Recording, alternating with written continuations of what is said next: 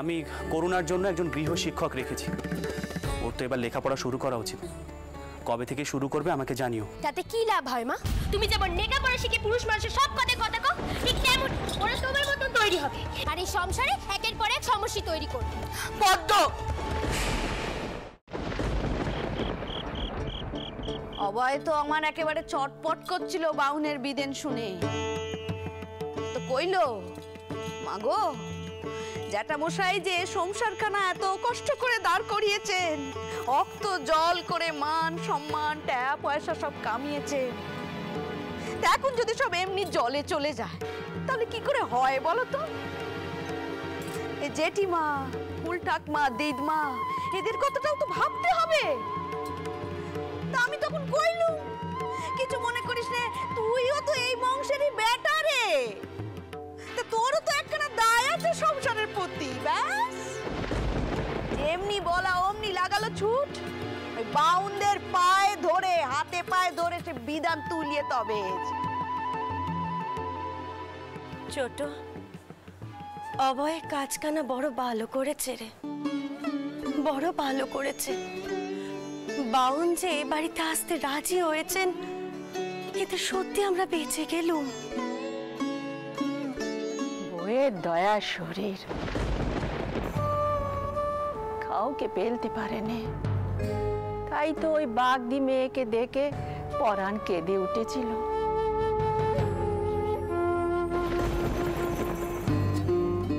এখন তারা এখানে নেই, এটাই শান্তির।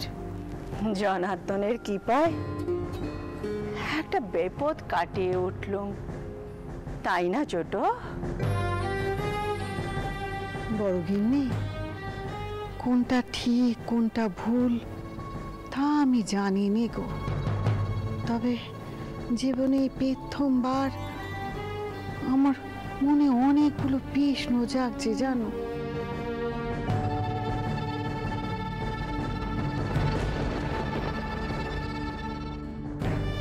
হয়তো জমির দূর থেকে ফিরে এসেছি, তাই এই সব কিছু এখন একটু অন্য ধারা দেখছি।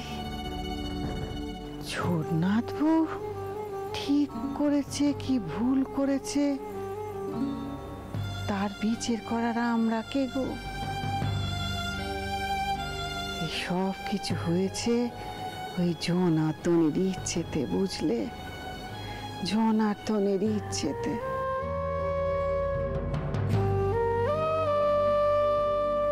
ওরে ও যোগী, ওরে ছোটনাথ বউ কোথায় বল দেখি, একবার ডাক না তাকে। ডাকছি মা, আমি এক্ষুনি তাকে ডেকে আনছি। ছোট বৌমা, ও ছোট বৌমা, বলি গেলে কোথায়? এখানে একবার আসো দেখিনি। ছোট বৌমা। হ্যাঁ মা। দিদমা তোমায় ডাকছেন, এসো। দিদমা, ও দিদমা, এখন আপনি সুস্থ আছেন তো? হ্যাঁ বাছা, আমি এখন খুব ভালো আছি, সুস্থ আছি। তুমি আমাকে এত সেবা যত্ন করে জমির দূর থেকে ফিরিয়ে এনেছো, অত সহজে আর আমার এখন কিচ্ছুটি হবে না, বুঝলে? আমি টাওয়ারের কাছে প্রার্থনা করি আপনি যেন অনেক অনেক দিন সুস্থভাবে বেঁচে থাকতে পারেন।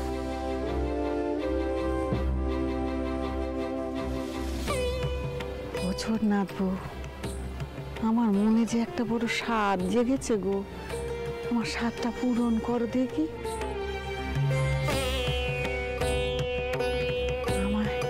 আমায় একটু তীর্থে পাঠাও দেখি। বড় গিন্নি তো গেছে আগে তীর্থে, আমি তো এই সংসারে মায়া কেটে কোথাও যেতে পারলাম না। গেছি এই ছোটখাটো তীর্থগুলো ঘুরেছি। ও বড় গিন্নি, এবার তুমি আমার সঙ্গে যাবে নাকি? হ্যাঁ ও ছোটনাথ বউ, আমার এই মনের স্বাদটা পূরণ করো বাছা, পূরণ করো। তীর্থে যাবেন দিদমা, সে তো খুব ভালো কথা, কিন্তু না না, তুমি আর বাধা দেও না, বাধা দেও না তুমি, তুমি তুমি আমাদের যাওয়ার ব্যবস্থা করো। কবে আছি কবে নেই সে তো একমাত্র জনার্দনই জানেন। তাহলে আমি বরং এক্ষুনি তিনের সাথে কথা কই, কেমন? আমি বরং আসি এখন। ও বাবা, নাদ বউয়ের প্রতি দরদ একেবারে উঠলে পড়ছে দেখছি। সেবা যত্ন করে ফিরিয়ে এনেছে কি না, আর আমার বেটার এত বড় কাজের সামান্য প্রশংসাটুকু করলো না, বউয়ের নামে সারাক্ষণ বলে গেল। মরণ দশা, এই বুড়ি দেখছি ভীমরতি ধরেছে। তাই ভাবলাম আমার এই কাজের একটু সুযোগ নেব, তাও হবে না। মা বুড়ি, তুই তীর্থে যাবি কোন? আগে একটু সুস্থ হয়ে নে, তারপর তুই যেখানে ইচ্ছে যাস। ঠাউর টানলে তুই কি না গিয়ে থাকতে পারবি ছোট? জয় জনার্দন, জয় জনার্দন।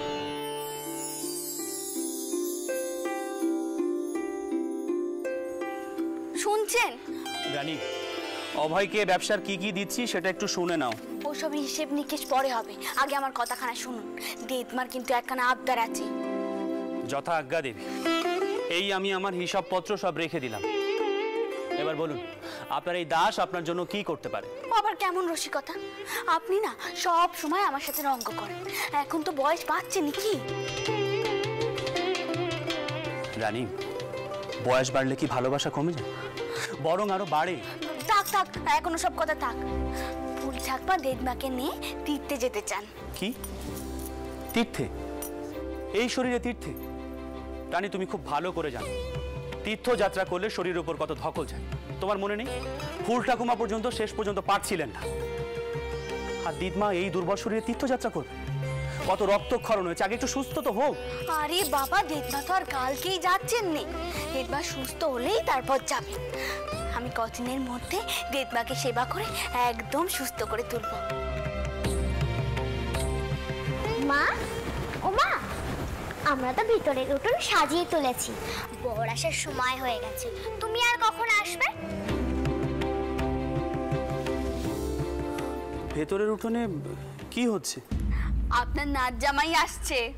ও তাই বুঝি? করুণার মেয়ে এত বড় হয়ে গেল, আর নাতনির বিয়ে, আমার বুঝি নেমন্তন্ন নেই? কেন থাকবে না বাবা, ৭-৭ কাছের মধ্যে ভুল হয়ে গেছে। আর আপনি যে ঘরে আছেন সেটাও তো জানতুম না। এই করু না, বাবাকে বল। আমার মেয়ের বিয়ে, কলবস্ত হয়ে বলছি, আসবেন কিন্তু আমার মেয়ে জামাইকে আশীর্বাদ করে যাবেন। আচ্ছা মা, তোমাকে এইভাবে নিমন্ত্রণ করতে কে শেখালো?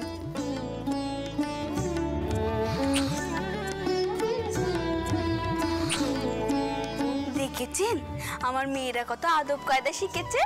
তাই তো দেখছি। আচ্ছা মা, আমরা চললুম, তুমি কিন্তু তাড়াতাড়ি যাবে, চলে আয়। রানী, তীর্থযাত্রার কি ব্যবস্থা করা যায় সেটা আমি দেখছি। গুরুদেবকে তো জানাতে হবে, পুরো দলটাকে তো কাউকে নিয়ে যেতে হবে। আশপাশ থেকে কে যায় আমি সেটা দেখছি, সবাই তো আছে। তুমি যাও, তুমি তোমার মেয়ের কন্যাদায় সামলাও কি।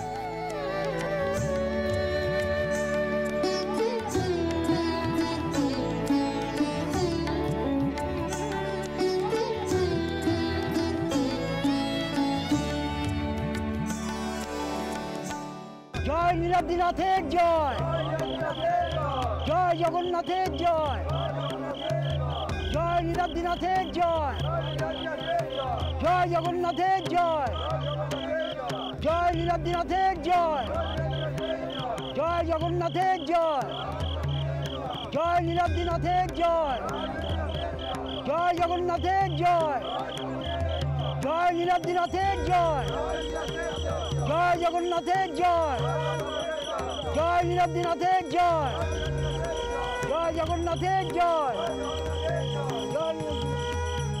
আমাদের সিদ্ধান্তটা খুব ভালোই হয়েছে, কি বল ভাই? দুমদাম করতে না পারি, গদায়ের জন্য জগন্নাথ দেবের একটু পেশাদ তো আমরা আনতেই পারি। হ্যাঁ দাদা, গদায়ের অন্নপ্রাশনে জগন্নাথ দেবের পেশাদ তার মুখে দেব, জানেন দাদা, বড় স্বাদ হয়, ভাইটার জন্য অনেক কিছু করি। যদি একটু সামর্থ্য থাকতো দাদা। রামেশ্বর, গদাই সাধ করে গরিবের ঘরে জন্ম নিয়েছে রে, যাতে গরিবের দুঃখ কষ্ট সব বুঝতে পারে। ও চাইলেই কিন্তু বড় ঘরে জন্ম নিতে পারত, তাই না? তা যা বলেছেন দাদা। জানেন দাদা, বড় স্বাদ হয় বাড়ি ফিরে ভাইয়ের মুখটা দেখি। ওর মুখটা দেখলে মনটা কেমন শান্তিতে ভরে যায় দাদা। তুই দেখছি ভাইকে খুব চোখে হারাস। আচ্ছা দাদা, এই পথ দিয়ে সোজা গেলেই সমুদ্র, তাই না?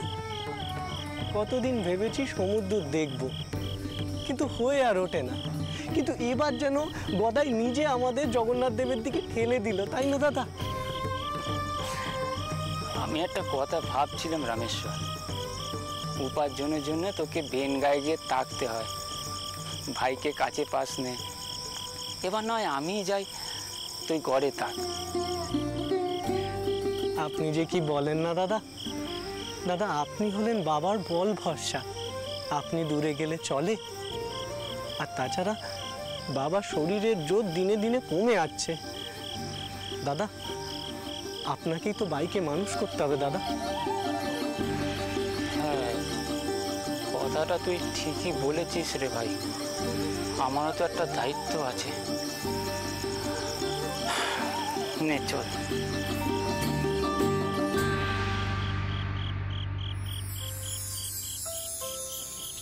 কুমারী, এই কুমারী, কুমারী, এই কুমারী, বরযাত্রী তো এসে পড়বে, তোদের বরণডালা সাজানো হলো?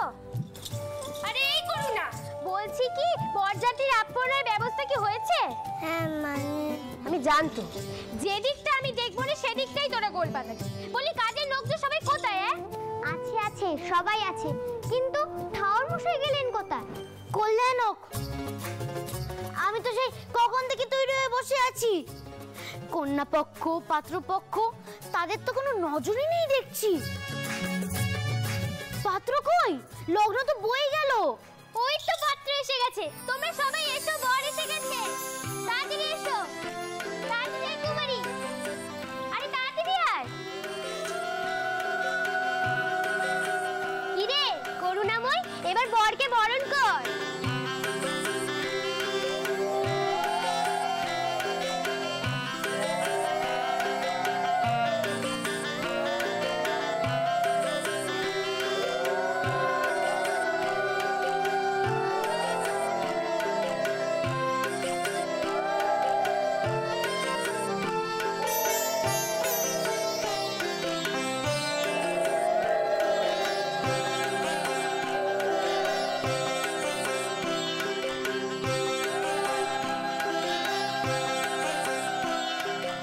এবার তোমরা বরকে মণ্ডপে নিয়ে এসো।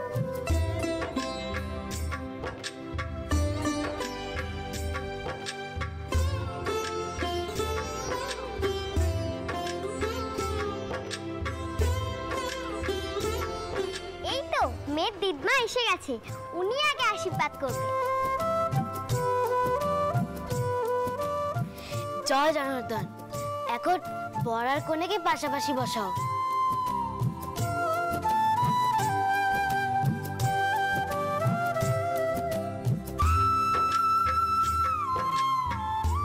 বলি ও পুরুষাউর, শুভ দৃষ্টি হলো নে আর বর কনে পাশাপাশি বসে গেল, এ কেমন দাঁড়াবে? না না, একটু ভুল হয়ে গেছে, আগে বরকে আশীর্বাদ করুন। আসলে আমাদের নতুন ঠাকুর মশাই কিনা, তাই একটু ভুল ত্রুটি হচ্ছে। তা ঠাকুর মশাই আগে কোনোদিন বেটে দেননি তাই না? বলছি কি আগে বরকে আশীর্বাদ করব? আশীর্বাদ পরে করবে, আগে শুনি আশীর্বাদে আমার বেটা কি পাবে, তারপর তো বিয়ে দেবো।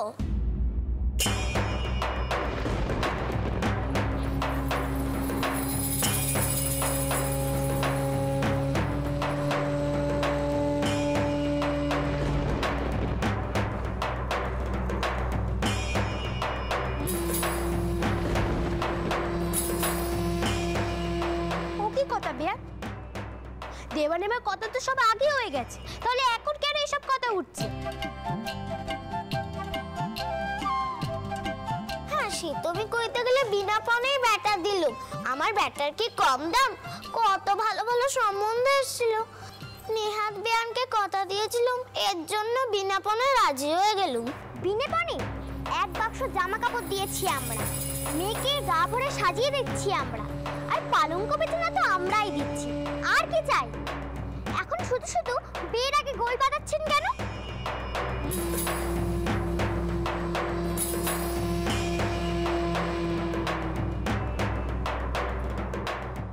এমন করে ঝগড়া করেনি মা। আশীর্বাদে যা যা দেওয়া হয় তা সব কিছু দেওয়া হবে। তা বলে কি ওসব নেবে বনে, তোমাদের কিচ্ছু চাইতে হবে না। ও ঠাকুর মশাই, এবার বিয়ে কানা শুরু করো দেখি। আর বলছি কি, ওইসব আশীর্বাদ না হয় পরে হবে। বেশ, তাই হোক। মেয়ের ডিম্মা যখন নিজে বলছে, আমি আর কথা বাড়াবো না। কিন্তু একখানা কথা বলে দিলাম বেয়ান, দানপত্র যদি ভালো না হয় মেয়েকে আমরা বাড়ি ফিরে দিয়ে যাব। কিন্তু তখন কিন্তু আমরা দোষের ভাগে করতে পারবেন না। ওম শান্তি, ওম শান্তি, ওম শান্তি। বিয়ে হলো একটা পবিত্র কর্ম, হাসি মুখে করতে হয়, তবেই তো মেয়ের জামাই সুখী হবে।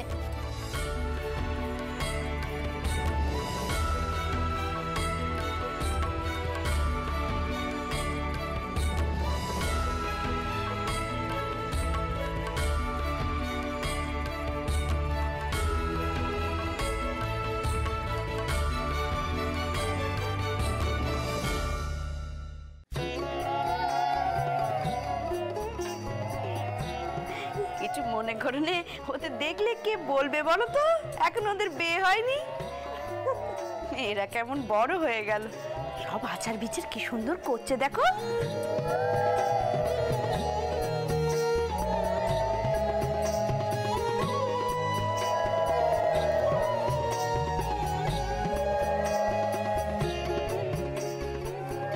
দেখেছো রানী, পুতুলের বিয়ে তো এখানে কেমন কুপ্রথা চলছে।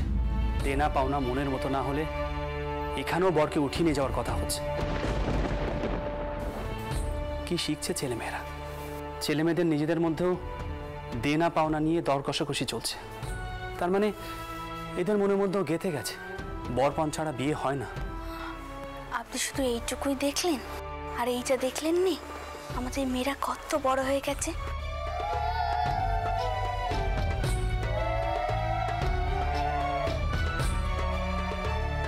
তারা এই সব ব্যবস্থা নিজেরাই করেছে। আপনি আপনার মেয়েদের যেমন শিক্ষা দিয়েছেন তেমন তা সবাই পারেনি। আর শিক্ষা দিলেই বা কি, সবাই তো তা নিতেও পারেনি। আমি বলি কি, এবার আস্তে আস্তে কুমারীর জন্যই একখানা পাত্তরের জোগাড় করুন।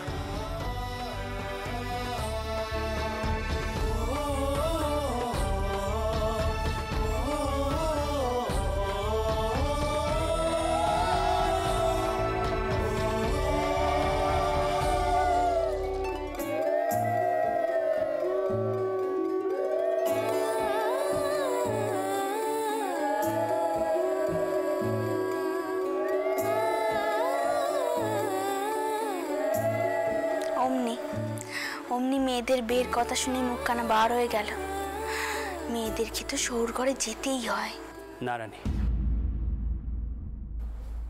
আমি আমার কোনো মেয়েকে আর শ্বশুর ঘরে যেতে দেব না। এবার থেকে সব জামাইরা এ বাড়িতেই থাকবে। মা, সে কি কথা?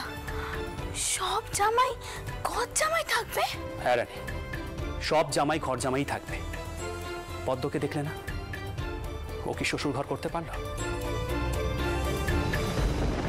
দেখো রানী, আমার সব মেয়ে অন্যভাবে মানুষ হয়েছে। আমার কোনো মেয়ে শ্বশুর ঘরে গিয়ে মানিয়ে নিতে পারবে না।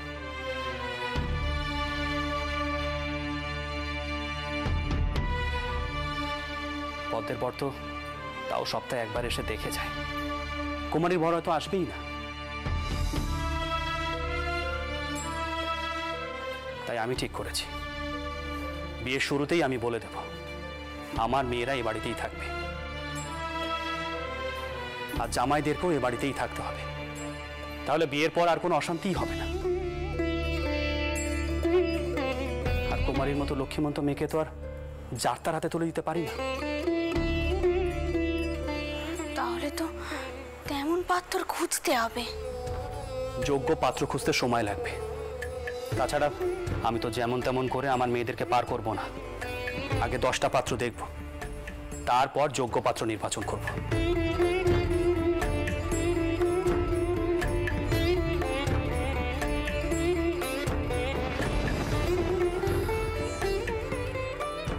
জানি না কুমারীর কপালে কি আছে, এদেরকে নিয়ে আমি আর পারিনি।